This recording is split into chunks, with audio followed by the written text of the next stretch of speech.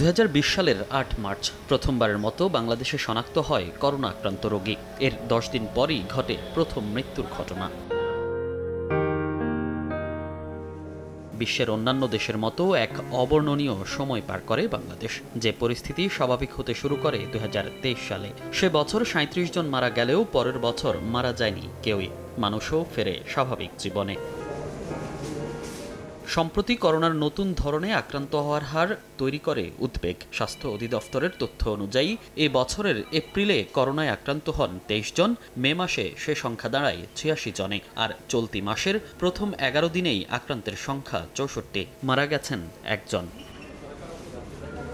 বিশেষজ্ঞরা বলছেন, সংক্রমণ হার বেশি হলেও পরিস্থিতি মহামারীতে রূপ নেয়ার শঙ্কা নেই। তবে সংক্রমণ ঠেকাতে সরকারকে এখনই প্রয়োজনীয় ব্যবস্থা নিতে হবে। মাঝে মাঝে কিন্তু কোভিডের এরকম নতুন উপধরন আসলে এটা বাড়ে কাজেই, এবং এটা এখন আমরা বলা যাবে না যে কোনো মৌসুমি বৈশিষ্ট্য আছে। মহামারী আকারে যাওয়ার আমরা কোনো আশঙ্কা দেখছি না এখনো পর্যন্ত। তবে অবশ্যই আমাদের সতর্ক থাকতে হবে। যত সংক্রমণকে আমরা নিয়ন্ত্রণ করতে পারবো, এই ভাইরাসটার পরিবর্তন করার ক্ষমতাটা ততটা কমে যাবে। সরকারকে আমরা বলবো যে এই সমস্ত তথ্যগুলো মানুষকে জানানো, এবং যারা এই বিষয়ে কাজ করছেন তারা যেন সরাসরি গণমাধ্যমে কথা বলেন।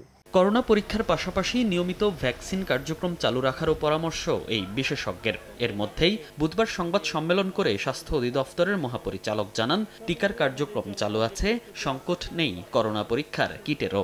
এখন যেহেতু সংক্রমণটা বাড়ছে এবং মানুষ সতর্ক হচ্ছে, কাজে পরীক্ষা করার যে সুযোগগুলো সেগুলো আবার নতুন করে চালু করা দরকার। কিট অলরেডি আমরা সংগ্রহ করেছি, এবং আপনারা জানেন যেখানে আরটিপিসিআর হয় বিভিন্ন জায়গায়, সেখানে এখনও কিট আছে। কিছু কিছু জায়গায় এগুলো অ্যাকচুয়ালি মেয়াদ উত্তীর্ণ হয়েছে। মন্ত্রণালয়ের মাধ্যমে বিভিন্ন আমাদের বন্ধু দেশের সাথে আমরা যোগাযোগ করছি। আমরা আশা করছি কিটের কোনো সমস্যা হবে না ইনশাল্লাহ।